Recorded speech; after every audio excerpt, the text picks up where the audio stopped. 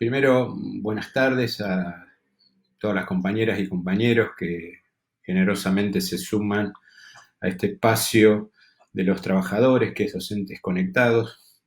Eh, Creo que en estos tiempos hemos aprendido algunas cosas y entre ellas, sobre todo aquellos que nos costaba un poco más a incursionar en espacios de comunicación que están mediados por algún instrumento, por alguna tecnología, en este caso a través de Facebook.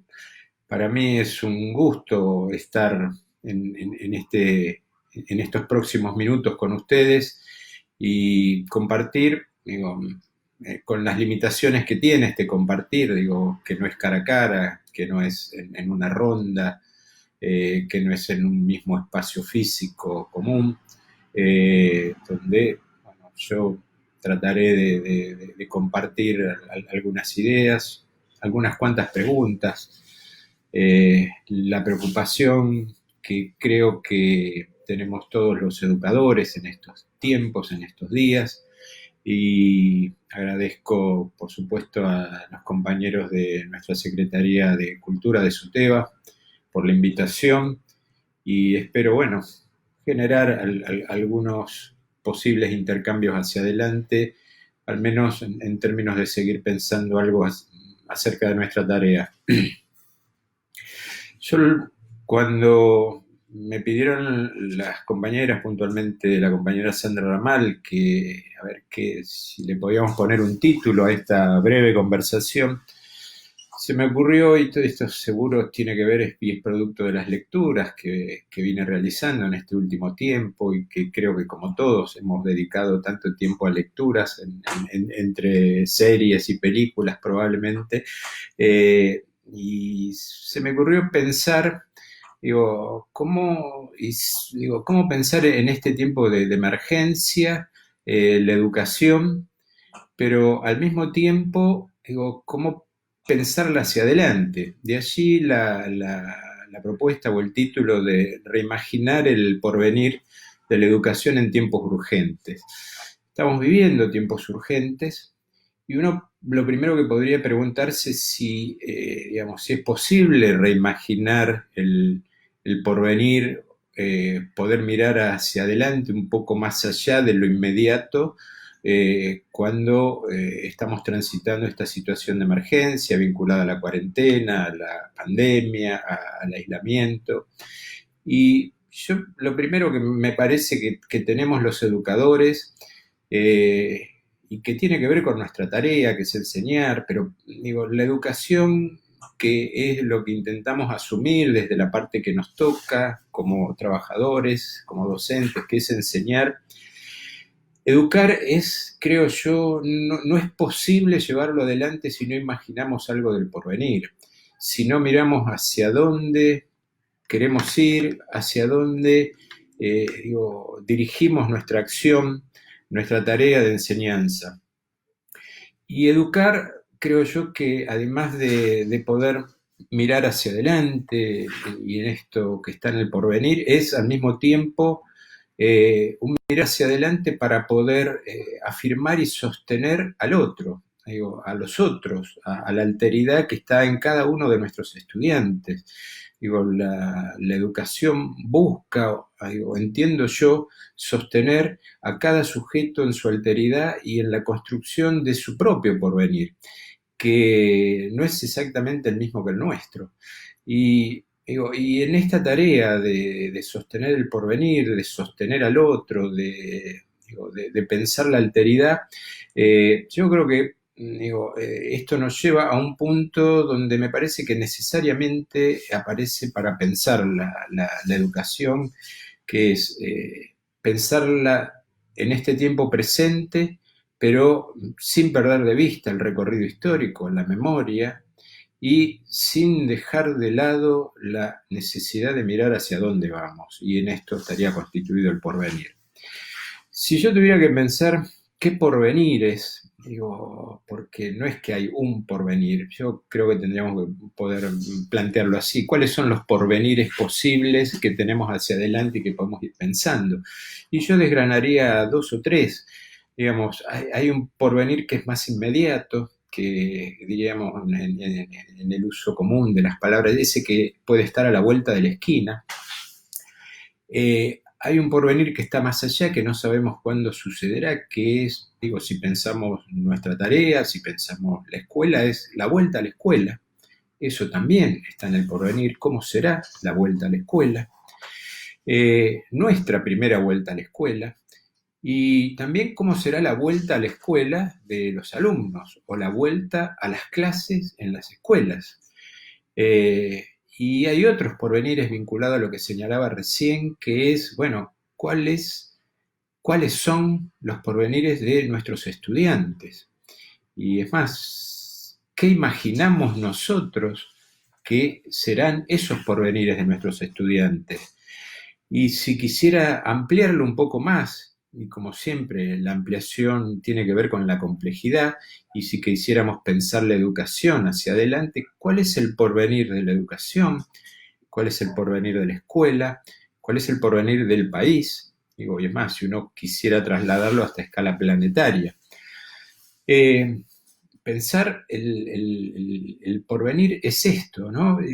Hay notas muy interesantes que estuve recorriendo en estas últimas semanas, y discusiones entre filósofos, entre políticos, digo, y hay una discusión interesante que tiene que ver con esto del porvenir.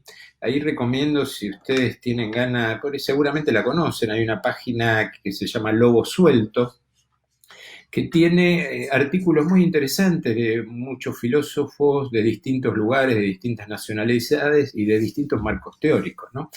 Y están algunos que piensan que luego de esto, de la pandemia, se podrá reconstituir de nuevo un campo social, digo, vinculado inclusive, algunos plantean al socialismo, que donde la solidaridad y la reformulación del Estado y la reformulación de la economía llevaría a pensar otros destinos y otros porvenires posibles, y hay otros que desde la discusión con esa idea plantean, bueno, cuando esto pase, es altamente probable que volvamos más o menos a lo mismo que había antes, que tal vez no sea exactamente lo mismo, pero sí algunos lugares ya transitados. Y en esas discusiones de los porvenires me parece que está pensar nuestra tarea.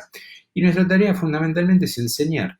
Entonces, la primera pregunta que me parece que nos ayuda a pensar esta tarea es: ¿qué estamos enseñando en este tiempo de cuarentena? ¿Qué estamos enseñando desde que no hay clases y que buscamos de diversas maneras y por todos los medios que teníamos a nuestro alcance conectarnos con nuestros alumnos, con nuestros estudiantes? Yo digo, a manera de, y probablemente sin decir ninguna novedad y a manera de síntesis, quiero señalar dos o tres cosas que creo que para nosotros está claro o debería estar claro que venimos enseñando, que es, nosotros estamos enseñando que la escuela, el espacio público más cercano a nuestros alumnos. Y es más, lo que estamos enseñando con nuestra presencia en las escuelas es que para muchas comunidades el único espacio público cercano es la escuela. Y como trabajadores que formamos parte de esa escuela y que desarrollamos nuestra tarea allí, también con nuestra acción estamos enseñando algo. Y la pregunta sería nuevamente: ¿qué estamos enseñando?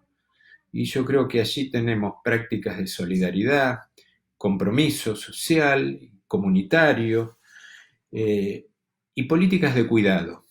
Y acá es donde me parece que hay una de las enseñanzas más valiosas que con nuestra tarea y con nuestra mediación estamos llevando a nuestros estudiantes y a las comunidades de las escuelas donde trabajamos, que es volver a pensar el lugar del Estado.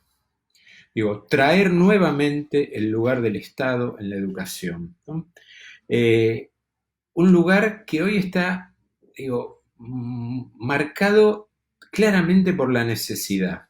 Digo, no es lo mismo para muchos lo que piensan hoy del Estado que lo que pensaban hace 2 meses acerca del Estado, y mucho menos podríamos decirlo lo que pensaban del Estado hace 1 año o 2 o 3 años atrás, ¿no? Esta necesidad del Estado, digo, que aparece traducida con la demanda de políticas públicas, digo, es algo que creo que nosotros tenemos que mirar. Digo, ¿cuál es el rol que nosotros estamos cumpliendo? ¿Qué estamos haciendo? Y por qué es necesario recuperar esta relación con el Estado. Y acá un interrogante que diría necesario y en esto de poder pensar y mirar algo acerca del porvenir. Si nosotros somos mediadores como trabajadores de la educación, de las políticas públicas que el Estado produce para todos sus ciudadanos, digo, ¿cómo nos estamos parando allí y cómo la estamos mirando? Esa sería una. Y la otra cuestión me parece también que es, digamos, como una prevención a tener en cuenta, y lo quisiera poner como pregunta: ¿hasta dónde esta recuperación de la importancia de la presencia del Estado está ligada al miedo, a la inseguridad o a los temores que esta emergencia está generando? Digo, creo que en parte la recuperación del lugar del Estado de muchos individuos que hasta hace un tiempo no les preocupaba demasiado el Estado, y es más, muchos que pensaban que el Estado debía ser cada vez más chico, más reducido y no meterse en la vida social, y que hoy tienen otra mirada, creo que podría estar vinculado a la situación de temor que la pandemia, que la cuarentena, que la situación sanitaria genera, que las dificultades económicas traen, que las dificultades laborales, digo, nos van presentando de distintas maneras a cada uno, digo, y esto es lo que podría llevar, digo, a pensar un nuevo lugar del Estado. Digo, esto lo pongo como pregunta y digo, veamos hacia adelante cómo nos vamos a parar con esto.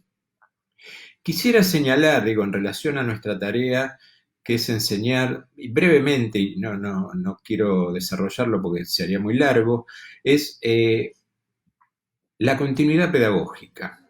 Digo, como preocupación quedó claramente establecida, yo creo que la primera semana de la suspensión de clases, o las primeras 2 semanas, apareció una urgencia inicial que hoy creo que la estamos mirando de otra manera. Digo, y en términos de continuidad pedagógica, que está planteado en distintos documentos y hay desarrollo y no vamos a explicarlo, digo, la pregunta sería, digo, ¿qué venimos enseñando? Y haría referencia a lo que recién señalé y cómo aparece esto, y cómo está articulado esto con los contenidos que corresponden a los diseños curriculares según los distintos niveles y atendiendo a las modalidades con las que trabajamos. Digo, la urgencia por la enseñanza, yo creo que fuimos viendo en estos días que había que correrla un poco de los contenidos curriculares prescriptos para pensar en otro tipo de enseñanza vinculada a la importancia de la cercanía, a la importancia de los vínculos, a la importancia de la comunicación, digo, de la mediación en una relación a través de algún instrumento, del contacto con nuestros pibes y con sus familias. Digo, y allí hay, creo que yo, una enseñanza sumamente valiosa que no necesariamente se refleja en los contenidos curriculares prescriptos, pero que sí creo yo que deja huellas, digo, en cada uno de nuestros alumnos. Pensar la continuidad pedagógica, digo, y si lo quiero vincular con el porvenir, yo diría, la continuidad pedagógica es también pensar en lo que todavía está pendiente en la educación. Entonces la pregunta sería, ¿qué cosas todavía están pendientes en la educación? ¿Qué cosas yo como maestro, como maestra, como docente, como profesor, tengo todavía pendiente, digo, en términos de enseñanza y en la relación con mis alumnos y con mis estudiantes? Y yo acá solamente quiero señalar algunas cosas, y esto probablemente tenga que ver con mi historia laboral vinculada a la educación especial durante muchísimos años, pero creo que no es algo exclusivo, y estoy convencido de eso, de la educación especial. Digo, si miramos hacia adelante lo pendiente, y lo pongo en estos términos, mirar esta que está por venir o que desearíamos que sucediera hacia adelante, está reflejado en esta situación presente, pero al mismo tiempo es necesario mirar el recorrido histórico. Y yo acá señalaría cuatro o cinco elementos que históricamente vengo planteando y que me parece que son centrales y que no son exclusivos de la educación especial. ¿Qué es lo que todavía está pendiente de la inclusión? Y yo acá aportaría esto. Yo creo que durante mucho tiempo equivocamos la pregunta acerca de la inclusión. Y todavía sigue siendo una pregunta, creo yo, equivocada cuando la pregunta es ¿qué es la inclusión? Yo creo que esa no es la pregunta. La pregunta es, en todo caso, ¿qué hay en la inclusión? ¿Para qué la inclusión? ¿Incluir a qué? ¿Por qué incluir? Pero me parece que esas preguntas nos permiten recorrer algo más acerca de esto. Y las otras dos o tres ideas que me parecen centrales y que, digo, reconociendo un camino recorrido y acciones realizadas y propuestas construidas e ideas instaladas y probablemente muchas representaciones, es necesario volver a mirar qué es lo que está pendiente todavía acerca de la igualdad educativa, qué es lo que está pendiente acerca del derecho. Digo, una breve referencia a la cuestión de la igualdad educativa.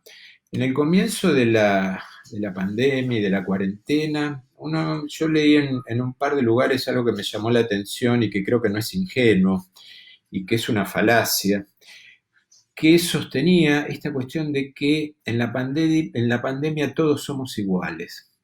Y la verdad que ni antes de la pandemia todos somos iguales y mucho menos en la pandemia o en la cuarentena o en la situación de aislamiento somos iguales. Yo creo que esto nos llevó a poner digamos, más sobre la mesa y nos quedó mucho más evidente que en la continuidad pedagógica, por ejemplo, que tratamos de sostener en estos tiempos, que las desigualdades aumentaron, que no es lo mismo aquel pibe, aquella familia que tiene los instrumentos y los medios necesarios para, digo, subsistir en lo básico, que es alimentarse, que aquel que no sabe si mañana o pasado va a tener lo necesario para comer, que no es lo mismo, digo, las mujeres que viven situaciones de violencia doméstica, de machismo, digamos, de abuso, digo, en la situación previa a la cuarentena que en la cuarentena, y esto está claro, digo, me parece que hay suficientes datos que demuestran esto, y no es lo mismo digo, tratar de sostener una relación, una comunicación a través de estas vías o del WhatsApp o de la que fuera, con familias, con nuestros alumnos, con aquellos que tienen la posibilidad de conectarse, que tienen acceso a Internet, que tienen instrumentos suficientes, que tienen datos en el celular, que aquellos que no lo tienen. Entonces, la pandemia no nos iguala, hace más evidentes las desigualdades. Y este es un tema que preocupa, digo, en términos sociales, pero que también nosotros como educadores tenemos que poder mirar en términos educativos, ¿no? ¿Qué es la igualdad educativa? ¿Qué estamos pensando acerca de la igualdad educativa y cómo la sostenemos? Y lo mismo diríamos en relación al derecho, digo, cómo si la educación es un derecho y cada sujeto tiene derecho a su educación, cómo transitamos este periodo y cómo este sujeto puede ejercer, o si es un derecho que hoy está para muchos sujetos suspendido, postergado, esperando volver de alguna manera a concretarse. Yo quisiera, como para ir terminando y no hacerlo más largo, digo, plantear algunas preguntas para poder pensar en esta construcción del porvenir. Eh, Vamos a hacer, digo, lo que decimos que haremos cuando vuelvan las clases, o digo, suponiendo que nos estamos replanteando algo hacia adelante y decimos, bueno, esto no lo voy a volver a hacer, o esto que no hacía voy a hacerlo, o será una vuelta más o menos a lo mismo que hacíamos antes. ¿Qué quedará mañana? Digo, de toda esta experiencia. Y en esto, digo, digo, si lo quiero pensar desde la educación, y desde los mandatos históricos de la educación, ¿no? Este mandato vinculado a la homogenización y a la normalización, digo, ahí estaba el tema de las diferencias como una preocupación, me parece que quedó claro también que nuestros estudiantes, lo que a veces en una clase, eh, dándonos cuenta, más o menos, tratamos de sostener en el marco de una propuesta más o menos homogénea, igual para el conjunto, digo, en esta situación, y nos ha quedado claramente en evidencia que no todos los pibes aprenden de la misma manera y que cada uno de los sujetos recorre caminos y tiene situaciones particulares que deberían y deben ser abordadas en la educación. Y esto en el caso de los estudiantes con discapacidad es fundamental, pero ojo, no solo con los estudiantes con discapacidad. Digo, me parece que esto está claro, ¿no? Uno de los problemas que tenemos en educación es cómo conciliar lo común con lo particular, cómo dar lugar a una propuesta que contenga a un colectivo, a un grado, a un aula, a un año, con las necesidades, posibilidades y deseos de cada uno de los sujetos, ¿no? Este es un problema que creo yo que nos ha ocupado desde siempre, desde que empezamos a trabajar, y probablemente nos ocupe todo lo que nos queda en el largo de nuestro recorrido laboral. ¿Volveremos, como pregunta, pasada la pandemia, a la búsqueda de la normalidad en la educación, a la búsqueda de las formas homogenizantes, o seguiremos profundizando la discusión contra la normalidad y contra la homogenización? Y lo planteo como pregunta porque, digo, yo creo que todos tenemos una necesidad de que este tiempo pase lo más rápido posible y volver y recuperar algo de nuestra vida en términos de cotidianidad y laborales y de relaciones sociales y de todo lo que veníamos haciendo, que nos gustaba hacer y cómo volver a hacerlo, ¿no? Y esto es lo que nos trae también como ansiedad y como angustia esta emergencia. Ahora, digo, pasada la emergencia, también, y esto es un mecanismo que tenemos las personas, uno rápidamente busca olvidarse de la emergencia, dejar de lado el temor, dejar de lado la ansiedad y volver a cierta, entre comillas, normalidad. Normalidad que nunca existe, por otra parte. Pero bueno, deberíamos mirar en esa vuelta hacia la escuela, en eso que está en el porvenir, en la educación, en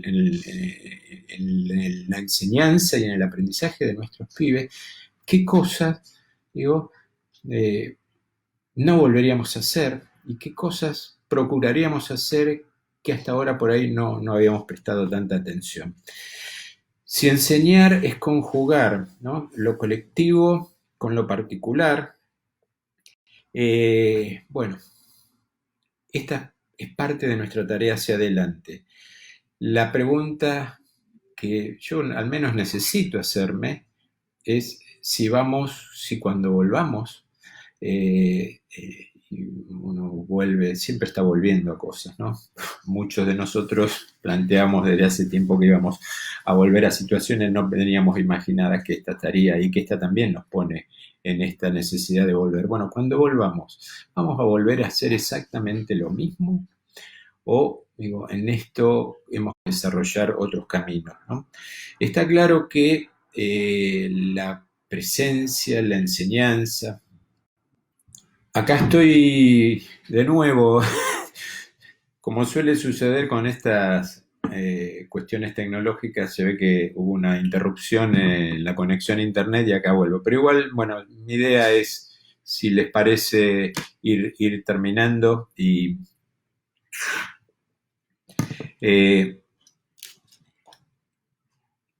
con alguna pregunta más. Y lo pongo así en estos términos, compañeras y compañeros, con ustedes.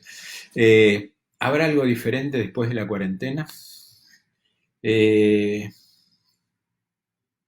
podremos, digo, a partir de esta experiencia, donde creo yo que si algo podemos aprender de esta tarea de sostener la continuidad pedagógica, tiene que haber sido que no es tan importante la tarea, los deberes, que nos sirve pensar digo, la educación en términos de repetir. Y bueno, yo propondría, digo, recorrer alguna de estas preguntas y en este recorrido de preguntas eh, enseñar más a nuestros alumnos a cuestionar que a encontrar la respuesta justa. Digo, la respuesta justa en todo caso es un recorrido entre colectivo y particular, pero que está estrechamente ligado al cuestionamiento. Digo, que nos cuestionamos es central. Y si ustedes me permiten, termino con apenas un par de líneas que tal vez creo que ya he compartido probablemente con alguno de ustedes, este libro maravilloso que es Alicia. En el capítulo 6 dice esto, dice Alicia, ¿no? Menino de Chisire, comenzó diciendo Alicia, de forma algo tímida, porque no sabía muy bien si le iba a gustar el nombre que le había dado. El gato amplió aún más su sonrisa. Parece que le ha gustado, pensó Alicia, y continuó en voz alta. Por favor, ¿podría indicarme qué dirección he de seguir?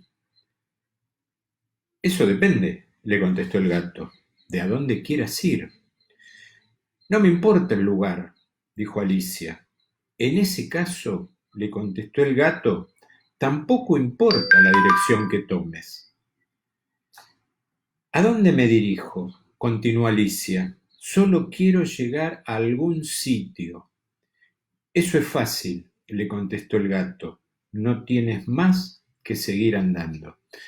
Bueno, muchas gracias compañeras y compañeros y bueno, espero que nos haya ayudado a todos a seguir pensando en nuestro trabajo, nuestra tarea, la escuela, la educación y volveremos a encontrarnos seguramente en algún otro momento. Un fuerte abrazo para todos y hasta pronto.